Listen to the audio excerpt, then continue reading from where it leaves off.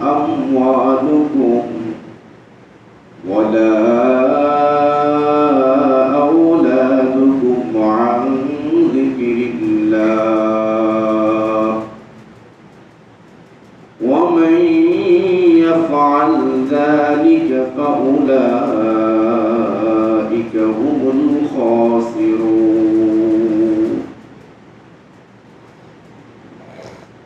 وقال النبي صلى الله عليه وسلم: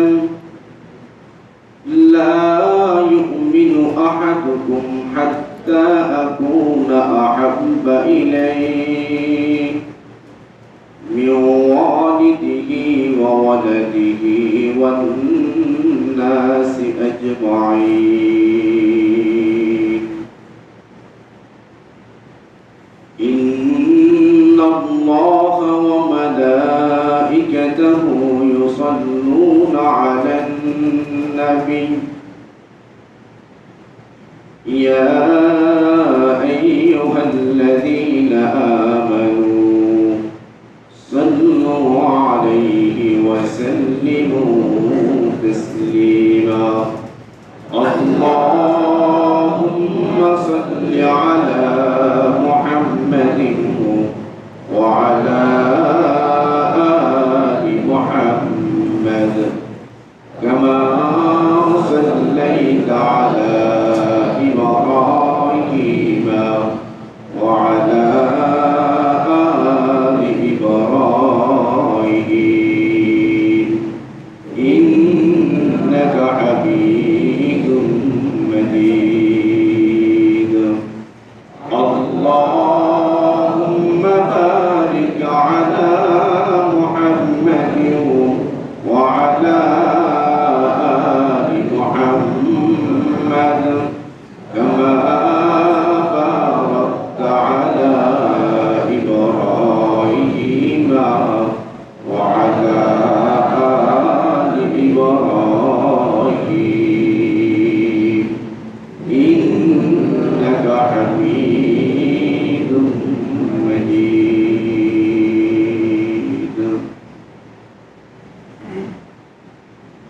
سبحانك لا علم لنا إلا ما علمتنا إنك أنت العليم الحكيم. درفشانی نے تیرے قطروں کو دریا کر دیا، درفشانی نے تیرے قطروں کو دریا کر دیا، دل کو روشن کر دیا، آنکھوں کو بینا کر دیا، دل کو روشن کر دیا، آنکھوں کو بینا کر دیا۔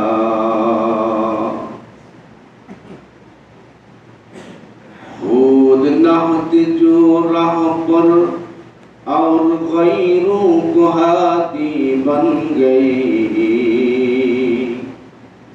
کیا نظر تھے جس نے مردوں کو مسیحا کر دیا، کیا نظر تھے جس نے مردوں کو مسیحا کر دیا۔ محترم حاضرین، মহান আল্লাহ পাকের দরবারে কালিমাত শুকর যে আল্লাহ জাল্লে জালালুহু আম্মা নওয়ালুহু আমাকে আপনাকে জুমার নামাজ আদায় করার লক্ষ্যে আল্লাহর পবিত্র ঘরে আসার বসার তৌফিক দান করলেন। এই জন্য রব্বে কারিমের দরবারে কালিমাত শুকর আদায় করি আলহামদুলিল্লাহ।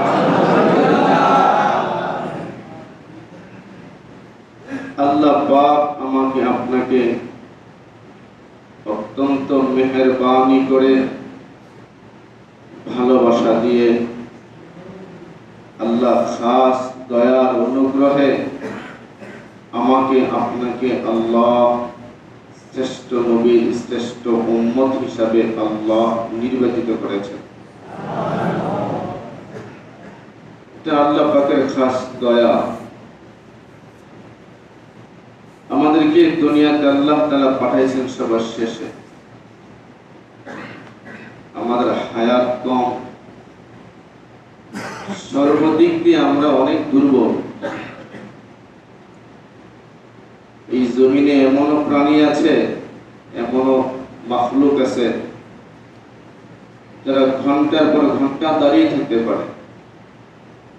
আমি আপনি এটা পারি না।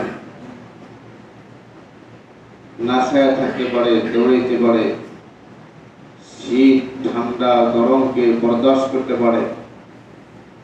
আমি আপনি ওই পরিমাণ পারি না। দুর্বল কাকে বলে? আল্লাহ নিজে বলেন, আমি তোমাদেরকে দুর্বল করে বানাইছি। আমরা একেবারেই দুর্বল।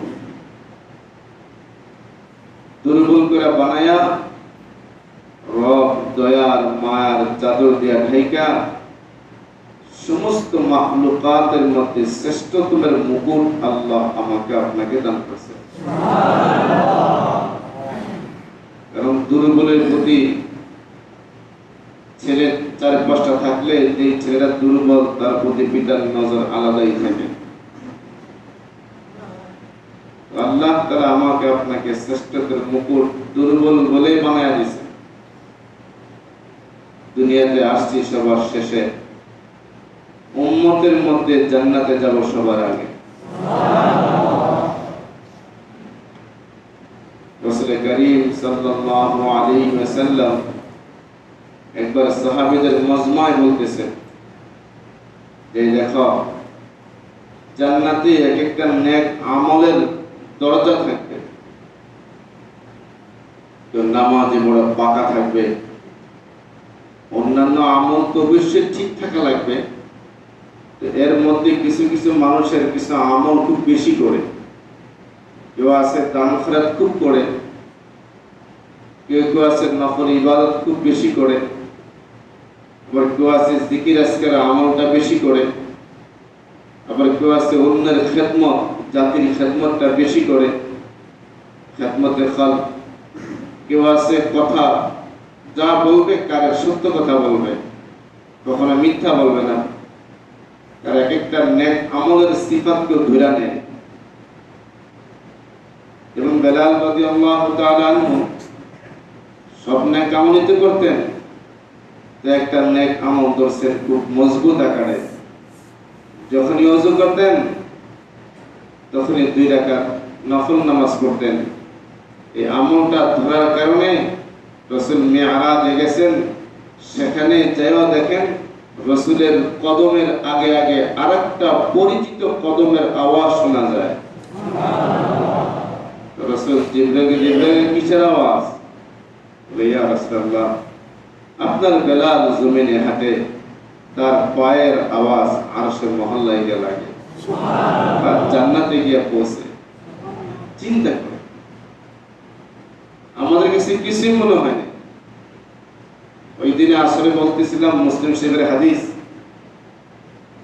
আম্মা জানা আয়েশা রাদিয়াল্লাহু তাআলা আনহা, ওনার কাছে এক মহিলা আসছে, গরীব মিসকিন, গরীব, সাথে 2টা বাচ্চা। আয়েশা আম্মা জানকে বলে, আমার কিছু দেন। এবং মামুলি একটা বিষয়, আমাকে কিছু দেন। তো আম্মা জান আয়েশা রাদিয়াল্লাহু তাআলা আনহা 3টা খেজুর দিছে। এই নেন 3টা খেজুর। মহিলা খেজুরগুলো পায়া, 2টা মেয়ে ছিল, 2 জনকে 2টা দিছে। ওরা খাইতেছে। মা খেজুর খেজুরটা হাতে নিয়ে মুখের কাছে এসে মুখে ঢুকাবেন, মা খেজুরটা মুখে ঢুকাবেন। এমন সময় বাচ্চাগুলো খেজুরটা চায় বসছে, মা আমাকে দাও। মা সাথে সাথে খেজুরটা মুখ থেকে নামায়া গেছে, নামায়া 2 টুকরা করে 2টা বাচ্চাকে দিয়ে দিল। আমাদের আয়েশা বলেন, এই দৃশ্য আমার দিলে খুব লাগছে। রাসূল ঘরে আসছেন, আমি পয়গম্বরকে এই মিসকিন মহিলার কারগুজারি শুনাইলাম, ইয়া রাসূলুল্লাহ, আজকে মহিলা আসছে, সাথে 2টা বাচ্চা আসলো, আমি 3টা খেজুর দিছিলাম, 2 বাচ্চাকে 2 খেজুর দিল, মা তার খেজুরটা মুখে দিবে। এমন সময় বাচ্চাগুলো চায়া বসছে, মা আর খেজুরটা মুখে দিলেন না, বাচ্চা 2টাকে ভাগ করে দিলেন। রাসূল করিম সাল্লাল্লাহু আলাইহি ওয়াসাল্লাম এই কথা মহিলা সম্পর্কে আম্মা জানের কাছ থেকে শোনার পরে বলেন, ওয়াজাবাত লাহুল জান্নাহ, এই নারীর উপর জান্নাত ওয়াজিব। সুবহানাল্লাহ। একবারে মামুল, একবার সাধারণ একটা কাজ, কিন্তু মহিলাকে জান্নাতে পৌঁছায় দিয়েছে।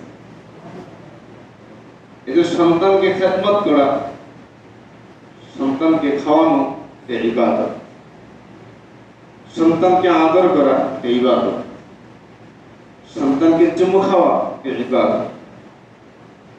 এটা কিতাব আছে তারবিয়াতে আওলাদ, পড়বেন, আশরাফ থানভীর লেখা, অনেক চমৎকার কিতাব। আমরা আমাদের সন্তানকে মনে করি পয়সা করে দিয়ে গেলেই মনে হয় আমার ছেলে লাভবান, বাড়ির মালিক বানায় না দিয়া গেলে আমি ব্যর্থ, সয় সম্পত্তি ভালো জায়গাটা বিয়ে শাদী করে দিয়ে গেলে মনে করি আমরা সফল। না ভাই, আপনি যদি আপনার সন্তানটাকে দ্বীন আর আখলাক শেখাইতে গিয়ে কাঙ্গাল হয়ে যান, এই ছেলে তার সৎ আখলাক আর দরিদ্র দিয়ে এক সময় ধনী হতে পারবে। কিন্তু দ্বীন আর আখলাক না শিখায় গেলে আপনার লক্ষ কোটি টাকার ব্যবসা সে মুহূর্তে ধূলিসাৎ করে দিবে। আখলাকের দাম বেশি, দ্বীনের তারবিয়ত আজীব জিনিস, এটা আজ আমাদের মধ্যে বড় অভাব। ছেলে হোক মেয়ে হোক, একে তারবিয়ত দিতে হবে। শিক্ষিত বহুত আছে, তারবিয়ত বলা বহুত কম আছে। এটা বোঝার জিনিস, যেটাকে আমরা সহজে বলি শিক্ষা আর দীক্ষা। বহু লোক শিক্ষিত, দীক্ষিত না। দীক্ষিত হইতো আমার আপনার দেশের, আমার আপনার হালাত তেমন হইতো না। দীক্ষা রাসূল করিম সাল্লাল্লাহু আলাইহি ওয়াসাল্লামকে দুনিয়াতে আল্লাহ পাঠাইছেন শিক্ষার সাথে দীক্ষা দিয়া। ইলম দিবেন, ইলমের সাথে আল্লাহ নবীকে তারবিয়ত দিয়া দিয়েছেন। এজন্য সাহাবায়ে কেরাম সাহাবী হইছেন নবীর সোহবতে যাওয়ার কারণে। এক একটা সাহাবীর জীবনী খুলে দেখ কি ছিল। দাহিয়া কলবি যাকে বলা হয়, এই দাহিয়া কলবি যে জায়গায় জীবন্ত মেয়েদেরকে দাফন করতেন, এখনো ওই জায়গাটা মক্কায় নির্ধারিত।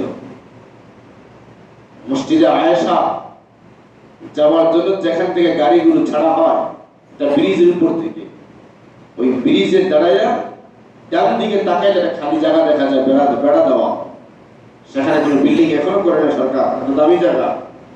ওই জায়গায় কোনায় কোনায় বিভিন্ন জায়গায় পাথর দিয়ে নির্দিষ্ট করা আছে, এগুলো গর্ত। এই গর্তগুলোতে নারীদেরকে মেয়েদেরকে দাফন করে ফেলত সে। এরকম এক চরিত্র আর তবিয়ত এই লোকগুলোর ছিল ভাই, যারা মানুষকে মারাই তাদের নেশা ছিল। সাইয়েদনা ওমর, এরকম আরো বড় বড় সাহাবীদের প্রথম ইতিহাস। দেখলে বা পড়লে আজীব লাগে, না মানুষ এমন হয় কি করে। কিন্তু এই মানুষগুলো যখন ইলমওয়ালা তারবিয়তওয়ালা এক নবীর সুহবতে গেছে, ওই লোকগুলো এই পরিমাণ দামি হয়েছে, এই পরিমাণ আলোকিত হয়েছে, এই পরিমাণ সজ্জিত হয়েছে, তাদের পায়ের নিচে একটা পিঁপড়া পড়ে মারা যাবে এটাও বরদাস্ত করতেন না। অথচ এসব মানুষ মেরে ফেলতো। এক সময় মানুষের জবাই করার পর রক্ত সব রক্তগুলো বের হচ্ছে, এই দৃশ্য দেখা গেছে, আনন্দ উপভোগ করত। ওই মানুষটা যখন ইলমওয়ালা আর তারবিয়তওয়ালা নবীর শিক্ষার সাথে দীক্ষা সবকিছু সোহবত নিয়ে যখন অন্ধকার দিনকে আলোকিত করলো, তো ওই লোকগুলোর অবস্থা এমন হয়েছে, দরফেশানি নে তেরে কদরু কো দরিয়া কর দিয়া। আল্লাহ রুমি বলেন, দরফেশানি নে তেরে কদরু কো দরিয়া কর দিয়া, दिल को रोशन कर दिया, आंखों को बीना कर दिया।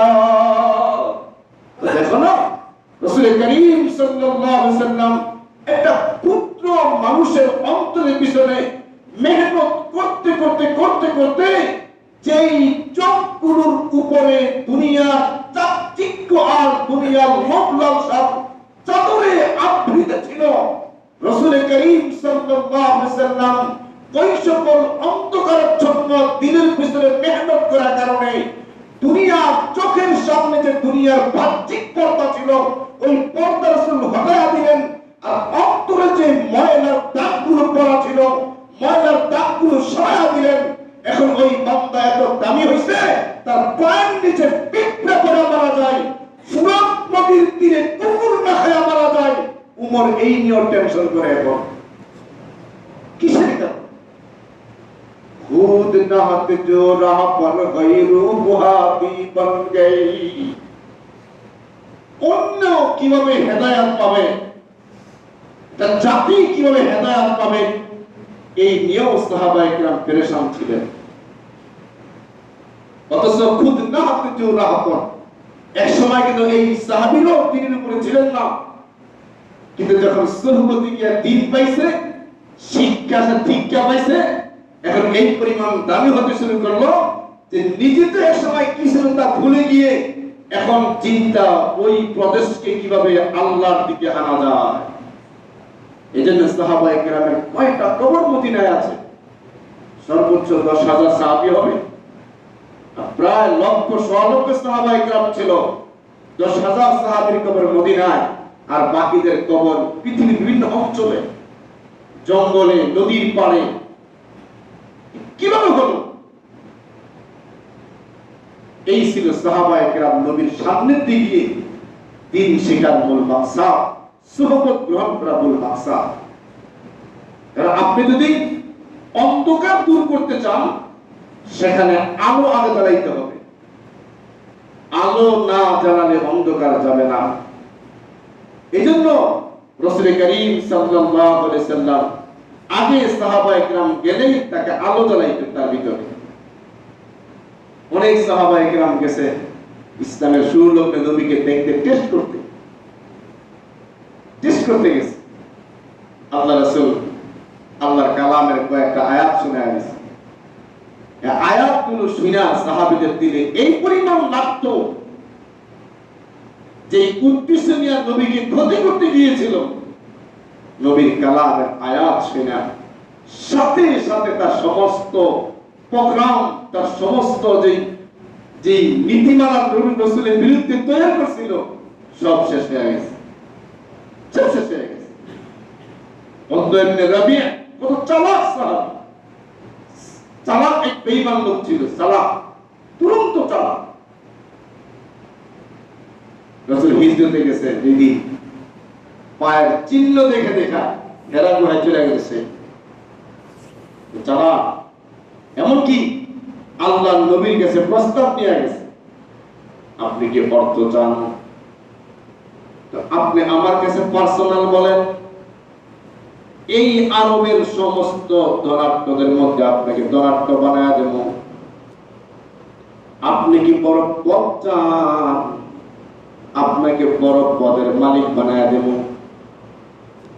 আপনি কি আরবের সৌন্দর্য নারীদেরকে ভোগ করতে চান? বলেন, সেই ব্যবস্থা আমরা করে দেব। যদি এগুলো কিছু না লাগে, আপনার যদি রোগাক্রান্ত হয়ে থাকেন, কোন বদ আসর বা জিন ব্যক্তির আসর থাকে, তাও বলেন, আমরা আপনাকে চিকিৎসা করায় দেব। এত চালাক লোকটাকে আল্লাহর পয়গাম্বর আল্লাহর কালামের কতগুলো আয়াত শোনায় দিলেন। আয়াতগুলো শুনে আয়েশা আবু জাহেলকে বলে, আমি এত সুন্দর কালাম শুনছি, এত সুন্দর কালাম যিনি বলেন উনি কখনো পাগল হতে পারে না, নিজ থেকে বানায়া বলতে পারে না। আমার দিল বলে অচিরেই মক্কার ক্ষমতা ওই লোকটার হাতে চলে যাবে, তোমরা তার পায়ের নিচে থাকতে হবে। وَإِنَّكَ لَعَلَى خُلُقٍ عَظِيمٍ। এমন সুন্দর আখলাক দিয়ে নবীকে আল্লাহ পাঠাইছেন, এজন্য শিক্ষার লগে দীক্ষা আছে। এজন্য কিতাবে লেখা আছে, দিন কোরআন আর হাদিস হলো রং। কোরআন হাদিস হলো রং রং রং। একটা হলো রং, আরেকটা রং বিক্রেতা, আরেকটা রং লাগানেওয়ালা। যে রং বিক্রি করে তাকে রং বিক্রেতা বলে, আর প্যাকেট করে যেটা বিক্রি করে রংটা আইনে আবার লাগায় আরেকজনে, তাকে রং জব বলে। কোরআন হাদিস হলো রং। বলে কোরআন হাদিস কি? রং। আলেম ওলামা ওনারা রং বিক্রেতা। দেখেন বুঝেন কিনা কথাটা, রং বিক্রেতা। আবার রং লাগায় আরেকজনে। যারা আল্লাহর মাহবুব বান্দা, প্রথম সারিভাবে নবীরা রং বিক্রিও করেন, আবার রং লাগানো, রঞ্জক। নবীরা রং বিক্রিও করেন, কার কোনো আলেম না। উদিতুল ইলমাল আউয়ালিন ওয়াল আখিরিন, পৃথিবীর শুরু থেকে শেষ সমস্ত ইলম আল্লাহ নবী থেকে দান করেন।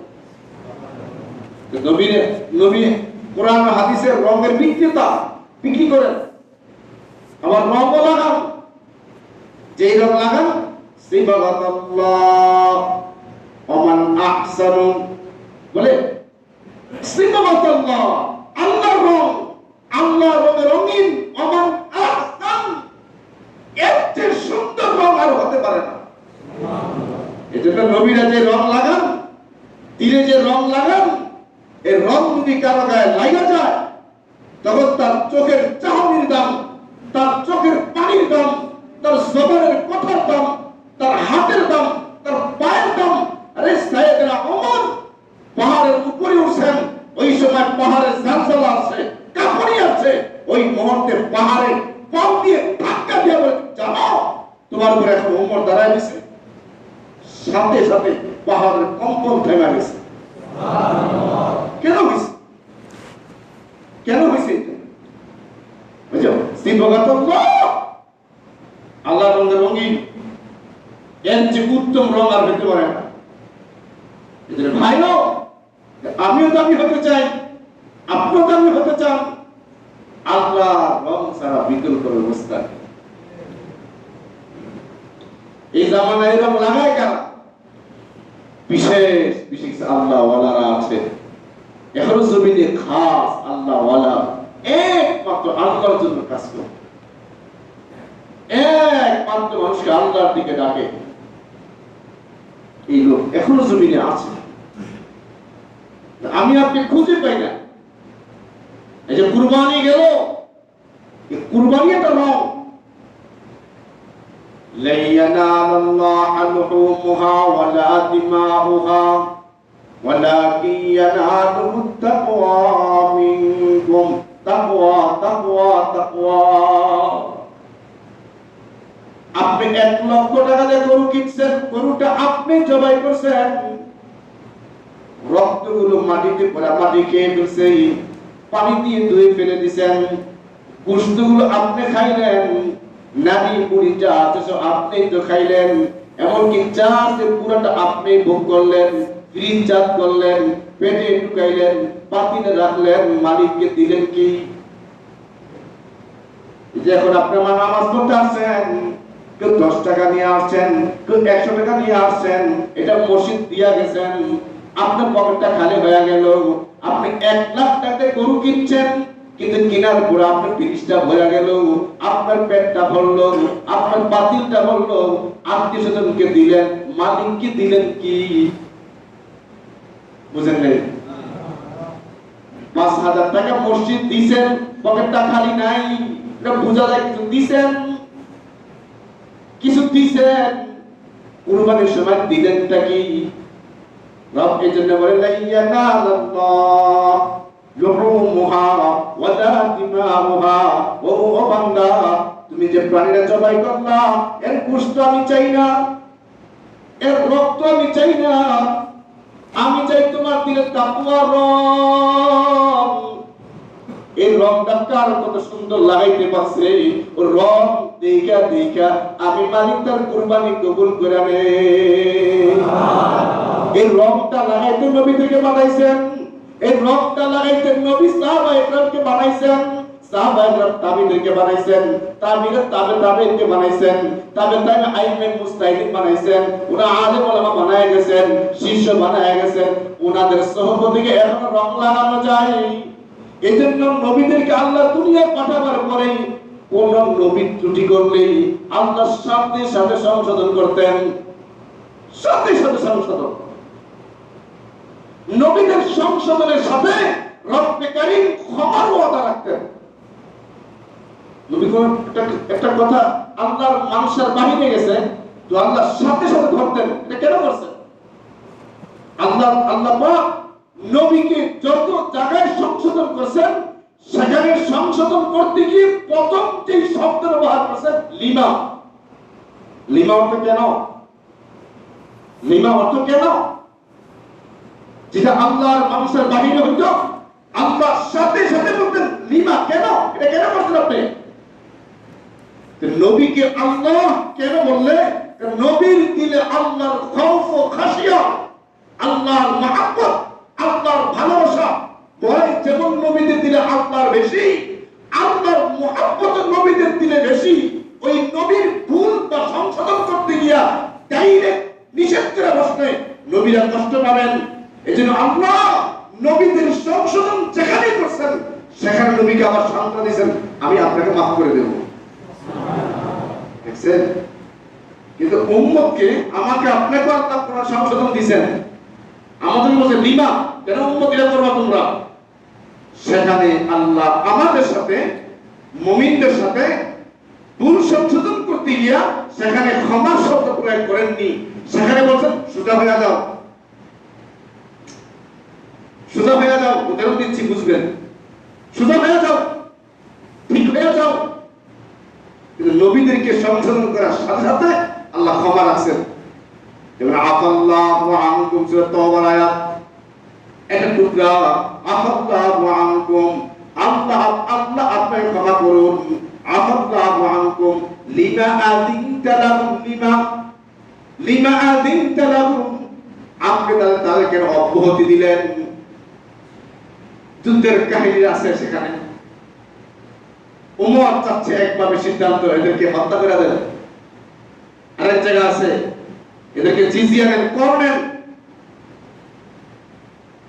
রাসূল না বলেন না, এদের কাছ থেকে কিছু মুক্তি পুণ্য মাফ করে দাও। আল্লাহর মানসা ছিল কি? এদেরকে হত্যা করে দাও। আল্লাহ জিজ্ঞাসা, লিমা আযিনতা লাহুম, আপনি তাদেরকে অব্যাহতি দিলেন কেন? তবে শুনেন রাসূল, আফাল্লাহু আনকুম, আমি আপনাকে ক্ষমা করে দেব। ক্ষমার মাধ্যমে আরো স্পষ্ট বুঝেন। আল্লাহ রাসূলের 9 বিবি ছিল, 11 বিবি, সাথে একসাথে 9 জন ছিল, 9টা কামরা। প্রত্যেক বিবি করে থাকতেন, যাইতেন। এক বিবি রাসূল মধুকে বড় পছন্দ করতেন, মধু। এক বিবি মধু খাওয়াই দিয়েছে, আরেক মধু খাইয়া আরেক বিবির ঘরে গেছে, তুই সহ্য করতে পারলেন না, সে তার মধু খাওয়াই দিল। হুজুর মধু পছন্দ করে, আত্মগরিমা। ওই বিবি বলতেছে, কি হয়েছে? একটা মুখে গন্ধ আসতেছে, কারণ এক নারীর ঘরে এক বিবির ঘরে ছিল তো, এই বিবি মধু খাওয়ায় রাসূলের দিলকে শান্তি দিছে। আমি কিছু খাওয়াইতে পারলাম না, রাসূল ওর প্রতি বেশি ভক্ত হয়ে যাবে। তো ওনার ঘরে যাওয়ার পরে রাসূলদের ওই জিনিসটা না খান বেশি, এজন্য ওই উদ্দেশ্যে বলতেছে, কি খাইছেন? মুখে গন্ধ আসতেছে। রাসূল খাইছেন মধু, মধু তো গন্ধ আসে না। রাসূল সাথে সাথে বলতেছেন, যাও, আমি আর এগুলো খাবো না, গন্ধ আসে যেহেতু আমি খাবো না। আল্লাহ বলেন, ইয়া আইয়ুহান নাবিয়্যু লিমা তুহাররিমু মা আহাল্লাল্লাহু লাক। লিমা, হ্যাঁ, আপনি হালালটাকে হারাম করলেন কেন? লিমা, ইয়া আইয়ুহান নাবিয়্যু লিমা তুহাররিমু, আপনি কেন হারাম করলেন? আহাল্লাল্লাহু লাক, আল্লাহ যেটা হালাল করছে সংশোধন। লিমা কেন? তাবতাগি মারদাতা আজওয়াজিক, আপনার বিবিদের দিলকে একটু প্রশান্তি দেওয়ার লাগা, শান্তি দেওয়ার লাগা আমি আল্লাহ যেটা হালাল করছি ওটা কেন হারাম করলেন? কিন্তু শুনেন, আল্লাহু গফুরুর রহিম, আমি আল্লাহ মাফ করে দেব আপনাকে। আমার আপনার বলে এমন বলে না, ইয়া আইয়ুহাল্লাযীনা আমানু লিমা তাকুলুনা মা লা তাফআলুন। আমার আপনার বলে আল্লাহ মাফের কথা বলে না। আল্লাহ কি বলে, হে ইমানদার, তুমি যা লিমা তাকুলুনা মা লা তাফআলুন, তুমি যেটা করো না ওটা বলো না, তুমি যেটা করবা ওটা তুমি বলবা। কাপুরা মাক্তান, সাবধান। দেখছেন সংশোধন। এই জন্য নবীকে আল্লাহ দুনিয়া পাঠাইছে শিক্ষা দীক্ষা দিয়া। নবীর সুহবতে সামান্য সময় গেছে, সামান্য নজরে পড়ছে ইমানের হালাত, ও সাহাবী হয়ে গেছে। সাহাবী, ওর দাম পৃথিবীর সমস্ত গাউস কুতুব এক জায়গা। আর ওই আপনার সাহাবী ঈমানের সাথে, সাহাবী ঈমানের সাথে অল্প সময় নবীকে দেখছে, অল্প সময় নবীকে দেখছে। ওই সাহাবী যে যুদ্ধের ময়দানে ঘোড়া দৌড়াইছে, ওই ঘোড়া দৌড়াইতে গিয়া যে দুলাবালি উঠছে, ওই দুলাবালি যে ঘোড়ার নাকের ভিতরে ঢুকছে, ওই নাকের ভিতরের দুলার দাম না পৃথিবীর সমস্ত গাউস কুতুবরা সাহাবীর সামনে। নবীর সুহবত, নবীর সান্নিধ্য এত বিশাল বড় সম্পদ। আমরা ওয়াজ করে নাম শুনেন, সেটা সাহাবী হতে পারে নাই, সে চিঠি পাঠাইছে, খবর পাঠাইছে, একবার মদিনায় আসছেও রাসূলকে পায় না। এত বড় জমানা পাইও সাহাবী না। এই জন্য ভাইও দিনের তরবিও অনেক বড় দামি জিনিস। এই জন্য আল্লাহ তাআলা বলেন, ইয়া আইয়ুহাল্লাযীনা আমানু লা তুলহিকুম আমওয়ালুকুম ওয়ালা আওলাদুকুম আন যিকরিল্লাহ ওয়া মান ইয়াফআল যালিকা ফাউলাইকা হুমুল খাসিরুন। আল্লাহ তাআলা বলেন, ইয়া আইয়ুহাল্লাযীনা আমানু লা তুলহিকুম আমওয়ালুকুম ওয়ালা আওলাদুকুম আন যিকরিল্লাহ। এখানে আমি ঈমানদারের অর্থ কি বহুবার বলেছি।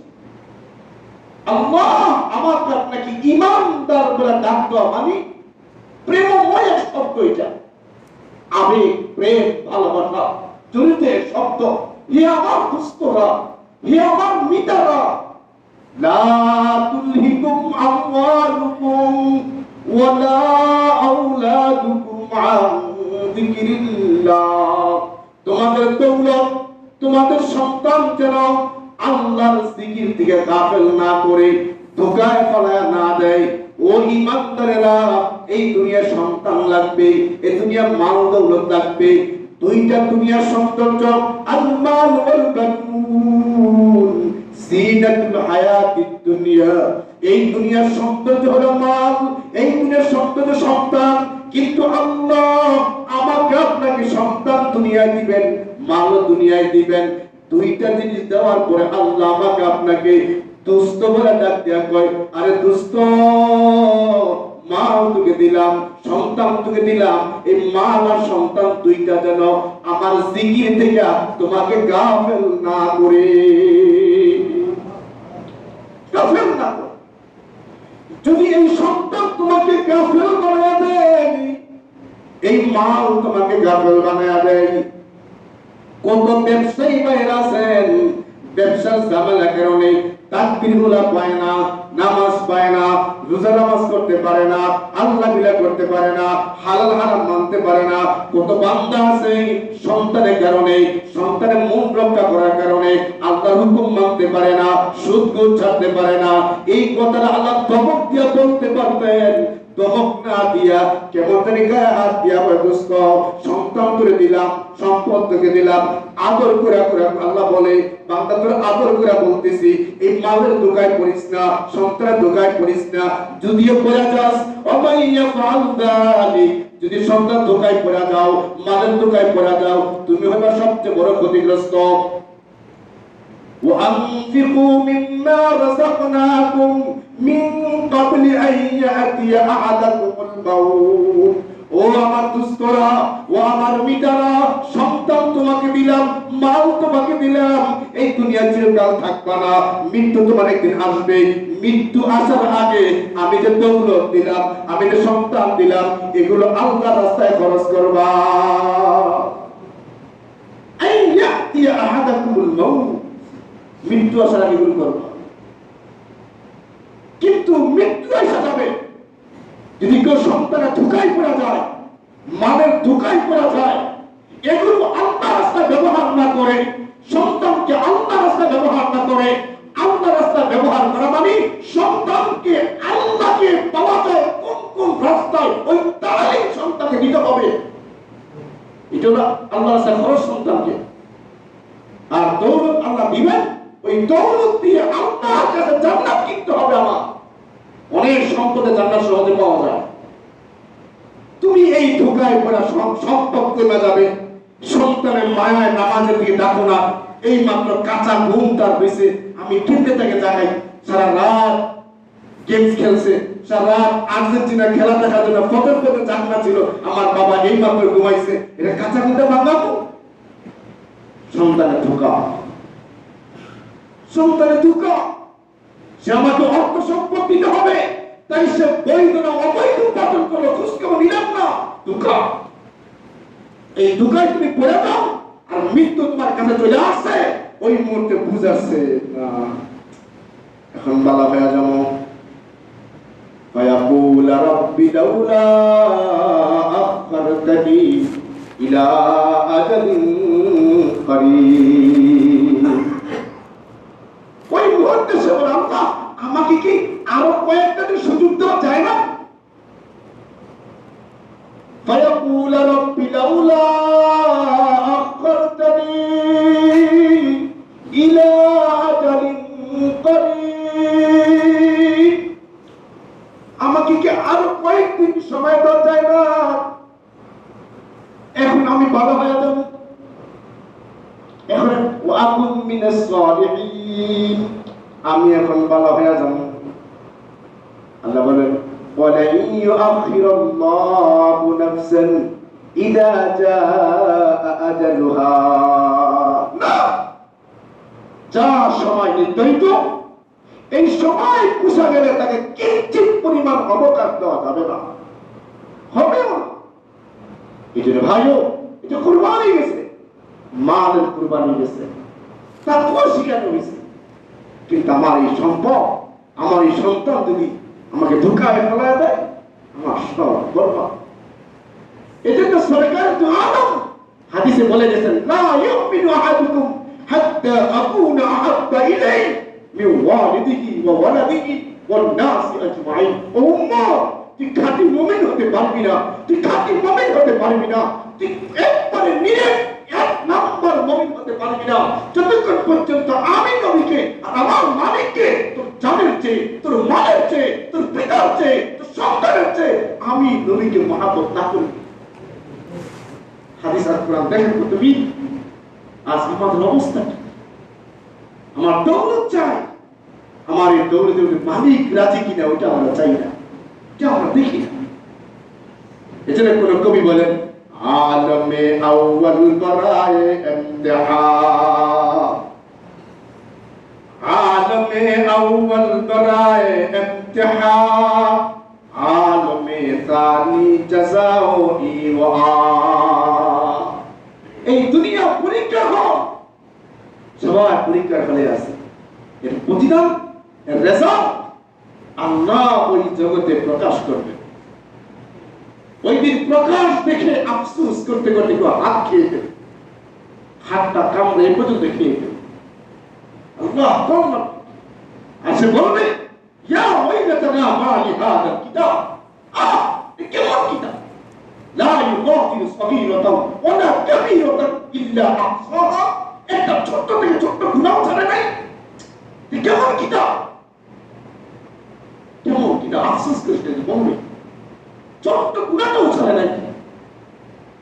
লা ইউগাদিরু সগীরাতাও ওয়ালা কাবীরা, বড় তো ছাড়েও নাই, যেটা আমরা গুনাহ মনে করি নাই এটাও ছাড়ে নাই, অথচ গুনাহ হয়ে গেছে।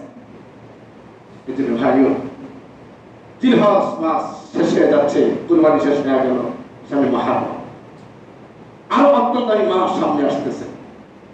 যে কথাটা পেশ করলাম, আমাদের তো দৌলত আমাকে ফেতনায় না ফেলায়, আমি আল্লাহকে ভুলে না যাই। এই করোনার কারণে বিশ্বাস করে কত বাবা সন্তানের সামনে মুক্তি দিতে পারে। আমাদেরকে আল্লাহ তাদেরকে একটু একটু অর্থ সম্পদ দিচ্ছে, আমার সাধ্য মতো আমার জায়গায় থেকে একটু ডাইনাম থাকাই। আমাদের রিজার্ভ করা টাকা আছে অনেকে, তাও না দিন আগে দিন টাকা। এটাই মুসলমান, এটাই মানুষ। এটা রাসূল বলছেন, ও আমার উম্মতেরা, তুমি গোশত পাকাইছো, এটা ঝুলটা মারা তোমার পাশের ভাইটাকে গোশত দিতে না পারো, অন্তত ঝুলটা দিয়ে করে ভাত খেতে পারবে। ভালো ফল কিনছ, তোমার সাথী ভাই কিনবে, সাথী দিতে পারবা না, ফলের ব্যাগটা না সবার সামনে দিয়ে ঝুলাইতে ঝুলাইতে নিও না। ফলটা খাইয়া ছোটগুলো রাস্তা সবার সামনে ফেলাইও না। কি ভাই, ইসলাম কি শিখায়? দিতে পারবো না জীবন তো তোমার এই সচ্ছলতার কারণে তুমি যে আরাম আয়েশে খাইতেছো, কি খুশবুওয়ালা রান্না, আর একজন কিচ্ছু পায় না, এটা তুমি করো না। কষ্ট করতে কষ্ট দিও না। আল্লাহ আমাকে আপনাকে কথাগুলো বোঝার তৌফিক দান করুন। মানুষ মানুষের ভিতরে নিজেকে বিলীন করার তৌফিক দান করুন।